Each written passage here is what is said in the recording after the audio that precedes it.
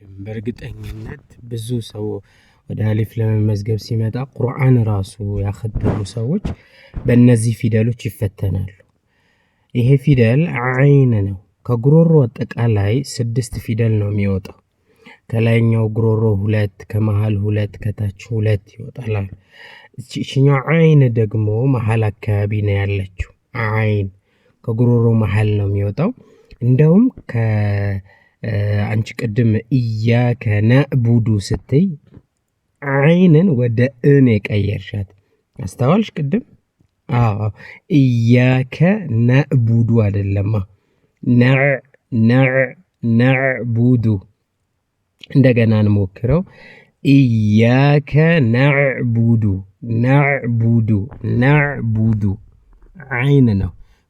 ቆይ አይደለም። ኢያከ ነዕቡዱ።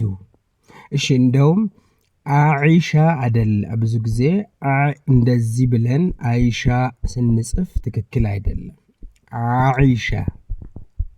አኢሻ እሱ ነው። ለምሳሌ ፋቲሃ ላይ አልሐምዱሊላሂ ረቢል ዓለሚን አልሐምዱሊላሂ ረቢል ዓለሚን አይን ነው። እሺ ፈዛሊከ አለዚ የድዑ ጠበቅ አድርጊዋ።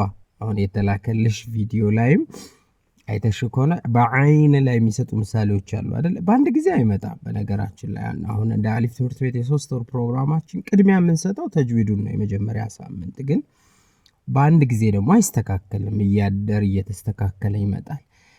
ፈዛሊከ አለዚ የድዑል የቲም እንጠቀማለን ማለት ነው። ስለዚህ አይን ፈዓሉን ሊማ ዩሪድ ጠበቅ ፈዓሉን ሱዒረት። ምናልባት በይሄኛው ደግሞ የበለጠ የሚያቀል ለምሳሌ አንድ ሰው አፍንጫ አለው ምን እንላለን? አይን አለው ነው የምንለው። አይን አለው ተማም ነው የምንጠቀመው። ስለዚህ አንዱ ከጉሮሮ መካከል የሚገኘው ፊደል ማን ነው ካልን አይን ነው ማለት ነው። አይን